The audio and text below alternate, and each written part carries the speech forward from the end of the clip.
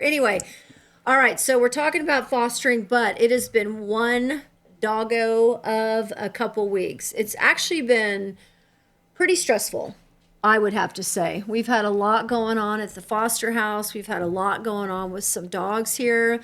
I personally own several dogs, and I also watch a few dogs here that are clients and friends' dogs, and I take that responsibility very, very seriously. And I had a friend slash client. I started training this dog when she was just a puppy. She's 7 years old now. And she had been at the house, I think 4 or 5 days. And one night she got super sick, like throwing up, diarrhea. And then she went outside to use the restroom and she peed all blood. And at that point, I was like, put your bra on, get your clothes on, get in the car, and take this dog to the vet. And the reason I'm sharing this, even though she's not a foster dog, when you do take a dog into your home, Your responsibility. you are so responsible. Your responsibility. I mean, I have been so stressed out and so actually, I mean, sad. It was such a harrowing experience. I mean, and then I drove her to an emergency vet in the middle of the night, which this is actually great information for all of you out there that are going to be fostering dogs or are currently fostering. Make sure that the rescue puts you down as somebody that can make medical decisions for the dog.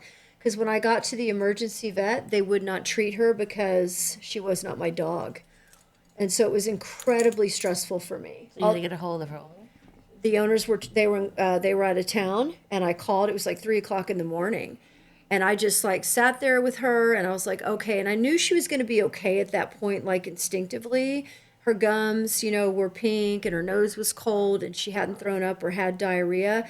But had she been in a real state of like something really traumatic happening, I probably would have jumped over the counter. I would be in jail, but they would have treated that dog. But it's very important to make sure that you have that type of connection with your rescue or whoever you're fostering for, because things happen with dogs. Now, this is the first time I've ever had an issue ever with this dog. And like I said, she's been in my life for almost her entire life, so 7 years. But came back home, didn't sleep at all, like slept with one eye open, had my hand on her the entire night. I mean, talk about stressful. Because if anything had happened to her, it just would have, You'll it feel honestly would have responsible. killed me. Yeah, you would. It would have 'Cause it was been under your devastating. care. I That's get it. right. And then Yuki, you've had some issues with one of your own personal dogs. And these are the things that, like, again, and you'll go into that in a second, but that kind of responsibility, whether it's your dog, a foster dog, a client's dog, it is so important to make sure that your home environment is safe, that it's secure, that it's sanitary, and that if something is to happen, that you're able to get that dog to where it needs to go for that type of medical attention. And thank the good Lord, honestly, that my friend's dog was okay, because What was wrong with her?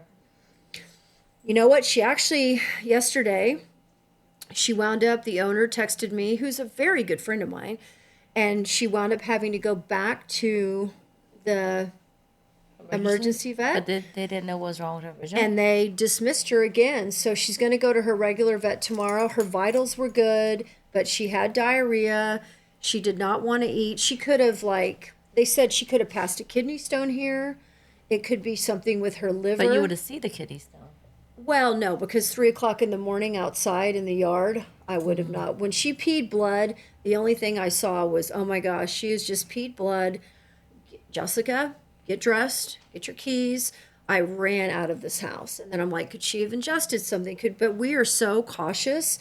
My dogs are like my babies. And so when I bring somebody else's dog into this house or wherever I am, I mean, triple that. You know what I mean? 100 times that. So we'll know more tomorrow, but I texted her mom today and I just said, hey, how's our girl doing? And she said, great. They gave her antibiotics at the emergency vet yesterday. They gave her something to stimulate her appetite.